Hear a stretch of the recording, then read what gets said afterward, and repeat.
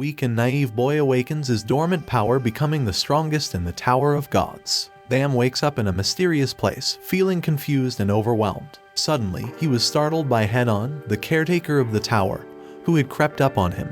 Hedon greeted him warmly and asked if he would take the test necessary to climb the tower. As Hedon states, climbing the tower can lead to a range of different rewards, whether it's money, power, prestige, or even the potential to become God. But not for Bam. He only wishes to meet Rachel, who abandoned him to climb the tower. Bam was presented with a large cage behind the wall, containing a giant eel. To pass the test, he had to battle the eel and pop a ball inside the cage. Determined to see Rachel, Bam raced past him. But before he could enter the cage, Yuri, a princess of Jahad, suddenly fell and landed her foot right on his face. She and Evan, her support, then declared him an irregular, which she explained as an outsider who managed to break through the gates of the tower on their own. She felt the test was unfair, as the eel was an opponent of the 20th floor. Out of pity, she lent him a powerful sword known as the Black March. As Bam stepped into the cage, the eel charged at him. But Bam did not flinch. He stood his ground, facing the eel head-on. To the shock of those watching, the eel swallowed Bam whole in one swift gulp. Hedon declared that this was the path Bam chose and that he had to overcome his fear of death. Suddenly, the eel spat Bam out with a shower of green blood, proving that Bam had passed the test. Bam approached the ball with the eel squirming in the background. Taking a deep breath, he thrust his hand forward, stabbing at the ball, but nothing happened. Bam tries again and again, determined to break it, but nothing.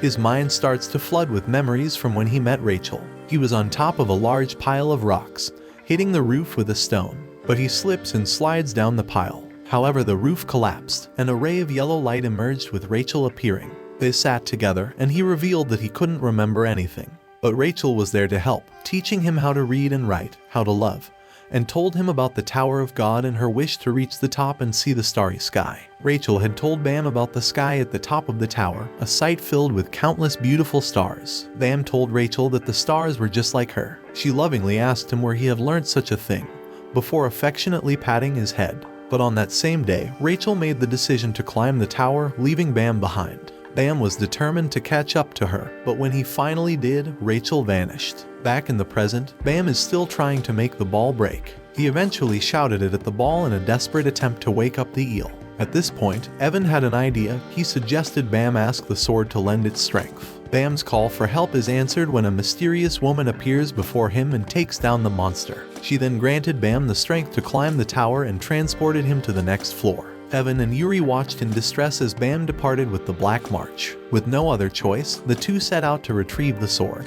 Meanwhile, Bam awoke in a field with the Black March still by his side. He hears an announcer's voice, explaining that there are 400 regulars in the room, and they needed to be reduced down to 200 by any means necessary. In mere seconds, Bam realized the urgency of the situation and grabbed the sword, running off in search of an escape.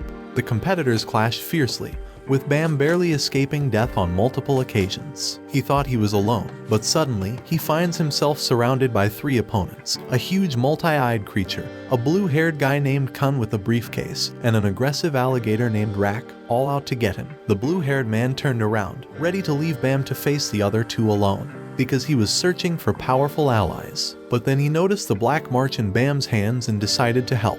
Kun quickly distracts the other 2, giving Bam the perfect opportunity to make an escape. They hide, hoping to stay unnoticed while the others eliminate each other. But, unfortunately, Rak manages to track them down and attack. Kun was quick to respond to the not-an-alligator's attack, relying on his trusty briefcase. The mysterious cube then appeared, announcing that the participants had been whittled down to 200. Time was up. Any further fighting would result in disqualification. The announcer reveals its second test. The participants must form teams of 3 and be touching within 5 minutes. With limited time and few options, Bam, Kun, and Rak take up the challenge and become a team. Only 120 had been able to find allies in the test. Now, the test administrator, Lero Ro, has come to inform them of their new challenge. Administrators, or rankers, are people who had climbed the tower in the past. He informs the survivors that they must go through yet another test, as too many have managed to pass the previous tests. The administrator unleashed a powerful shinsu, the source of the tower's power, that created a tidal wave in the center of the room, causing the participants to scramble backward. He then informed the group that every team member must pass through the shinsu in order to succeed. If even one fails, the entire group fails. Kun carefully assesses the odds of his group's success. He's confident that Rak will make it, but he's not so sure about Bam. That is, until he notices Bam was not pushed back by the shinsu barrier. He was standing on Liro Ro's side of the room. One by one, participants managed to break through the shinsu wall and make it to the other side. Rak and Kun both breezed through the barrier, and Bam's team was now ready for the next test. The victors are taken to another room where the third test will take place. The boys were apprehensive as they entered the next test, anxiously wondering if they would be able to make it. Fortunately, a contestant had offered Bam's team a crucial hint about the upcoming test: that every team that succeeded had done so in 5 minutes or less. With this knowledge in hand, the boys prepared to face the test, and were surprised to find Yuhan, the administrator of the test, already waiting for them. Yuhan informed the group of the rules for their test: to open the door within 10 minutes or die. Bam wondered if this was yet another test of luck, while Kun and Rak demanded more clues from Yuhan. Kun went into detective mode. He looked at the 12 doors in front of them, and the 10 minutes countdown. Kun desperately tried to use his logic to figure out which door might be the correct one, yet he was haunted by memories of his past. The betrayal by his half-sister Maria, who had been made a princess of Jahad and so had brought about the downfall of Kun's family. 5 minutes have passed, and the tension is rising.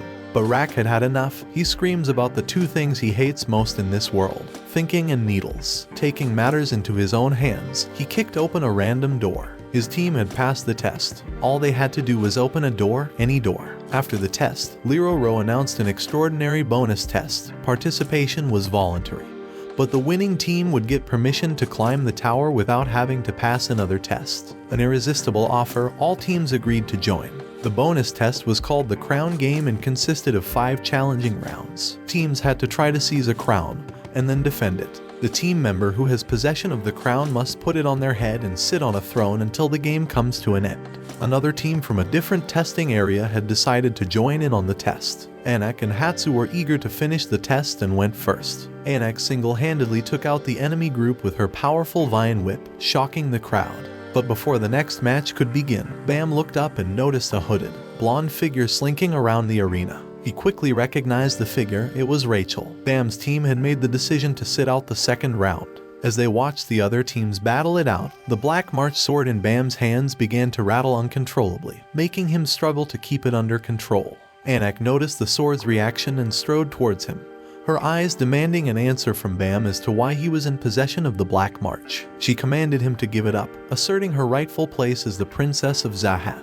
Anak's own weapon, the Green April, is part of the same 13-month series as Bam's sword. Bam refuses to give up the sword, determined to return it to Princess Yuri. In a daring attempt, Anak is ready to take the sword from Bam by force when Lororo steps in and puts a halt to the round. Bam and his team are about to face a difficult challenge. All around them, the other teams are making their own sprint for the crown, but Kun has already grabbed it. Kun stashed the crown away in his briefcase. Suddenly, he hurled the crown into the middle of the room and watched as his competitors fought for it, each one determined to claim the prize. Kun then seized the opportunity, placing Bam on the throne with the crown in his head. Rachel's mysterious teammate declared that it was time to get ready for the next round.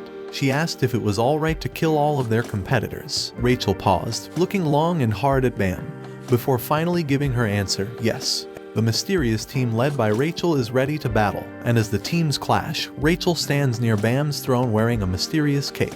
Bam is in despair, as he can't leave his throne and Rachel won't turn around to look at him. All of a sudden, Rachel was attacked by another player, but Bam was quick to jump to protect her. The attacker struck him hard on the head, sending both Bam and Rachel to the ground. A mighty beam of light erupts from where Bam and Rachel lay, wounding the opponent and destroying the crown. Despite being weakened, Bam still wants to finish the fight. But the mysterious woman from the sword appeared and freezes time. She tenderly kissed Bam, and he sank to the ground once again. With the destruction of the crown, no clear victor could be determined. We then meet Hansung, who wisely explained to Liro that the purpose of these tests was not to find who was worthy to scale the tower. It is to identify those who could potentially bring harm to the tower due to their thoughts and powers. Liro considered this idea. Bam was incredibly powerful. What he did was far beyond just using shinsu. He had become shinsu himself. Could this mean he posed a danger to the tower? Bam only has a short time to rest and heal before the next test. This will categorize the contestants into one of 5 roles: fisherman, spear bearer, light bearer, scout, and wave controller. Bam is assigned to the wave controllers, and their instructor is the legendary Yuga. In his first challenging training session, Bam must form a contract with an administrator, a daunting task that will require too much of his power. After the training sessions, all participants gather in the cafeteria and dive into a cheerful atmosphere of friendly banter and good vibes, until Anok enters. The mood takes a twist. She addresses Dorsey, a girl on Rachel's team, and reveals her secret. She too is a princess of Jahat.